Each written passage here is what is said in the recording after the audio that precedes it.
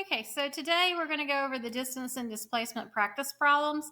So number one says a cart rolls 2 meters to the right, then rolls back 1 meter to the left. What is the total distance rolled by the cart? So you would add those two. So you would take 2 meters plus 1 meter, and that gives you the total distance of 3 meters. Now for displacement, you're going to look at where you start and where you end, and you're not going to count the entire distance that a particular object moved. So it says, what is the displacement of the cart with the initial to the final position? So you're going to take your 2 meters minus your 1 meter because you're going in opposite directions there. And that's going to give you 1 meter to the right because you were going a longer distance to the right than to the left. Problem 2 says the child observed a caterpillar walking on a windowsill. The caterpillar walks 18 centimeters to the left, then 6 centimeters to the right, then 10 centimeters to the left. So for total distance, you're going to add all those. So you're going to have 18 plus 6, which gives you 24, plus 10, and that gives you 34 centimeters that caterpillar traveled total distance. Displacement, you're going to subtract some of these things because they're going in opposite directions. So you have 18 centimeters to the left, then 6 centimeters to the right. So you're going to subtract those, and that's going to give you 18 minus 6, which gives you 12. And then you went back to the left 10 centimeters, so you're going to add the 12 plus the 10, and that's going to give you a total displacement of 22 centimeters to the left. For question 3, it says a ball is thrown upward from initial height of 1.5 meters. The ball reaches a height of 5 meters, then falls to the ground. What is the total distance traveled by the ball? So the total distance traveled is 8.5 meters.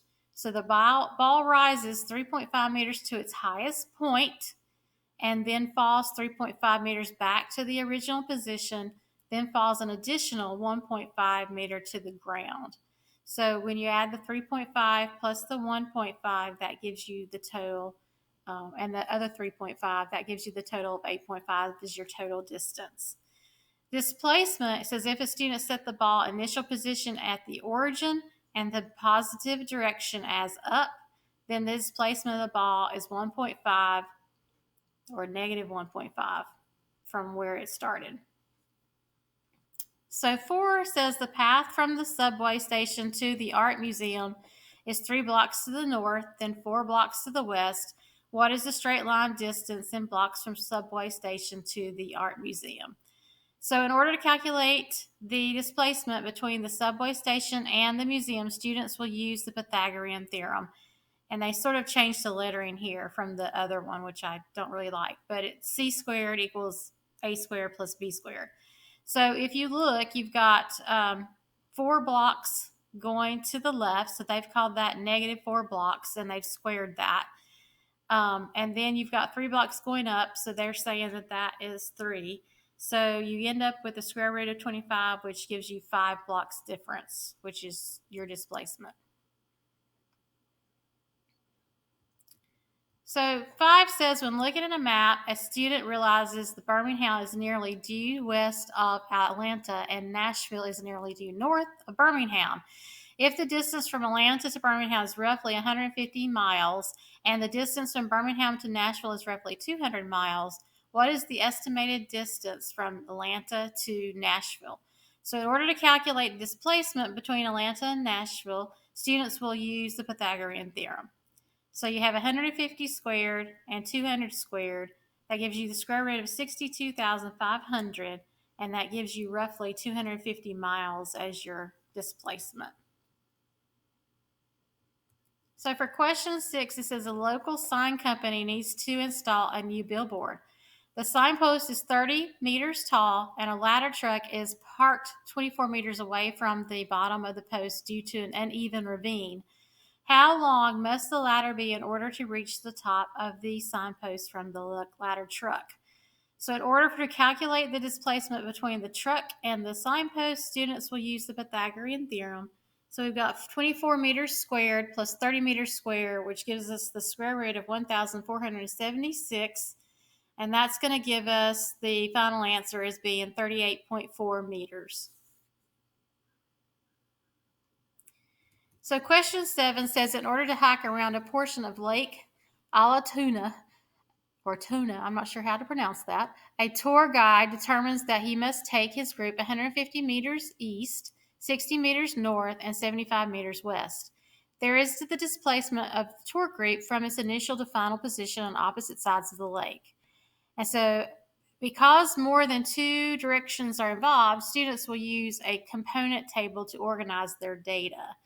And so you're going to take your information and you're going to put it in. So you have 150 meters east is your first vector. You have 0 meters, and then you have negative 75 meters, and then you have a total of 75 meters as your x component. Your next component is 0 meters, then 60 meters, and then 0 meters, so you have a total of 60 meters. So after determining the total x and y coordinates, students can use the Pythagorean theorem to solve for the total displacement. So you have 75 meters squared plus 60 meters squared. That gives you a square root of 9,225. You take that square root and you're going to get 96 meters as your final answer. Okay, question 8 says a student wants to estimate the height of a tree from ground level. He measures the length of the shadow as 10 and the angle from the top of the shadow on the ground to the top of the tree is 60. What is the height of the tree based on these measurements?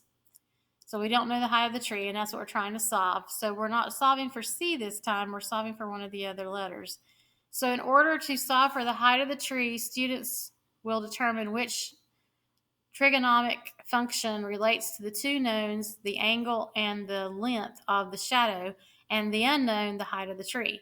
So the trigonomic function that relates these three values is tangent, because the length of the shadow is the adjacent side to the angle, and the height of the tree is the opposite side. So you can set up your opposite over adjacent. So your opposite, we don't know.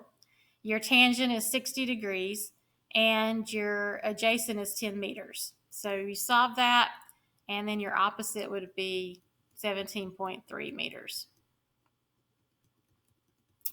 We are not going to get into the tangent and cosines, which is what the next one relates to, so I'm going to let you look at that answer.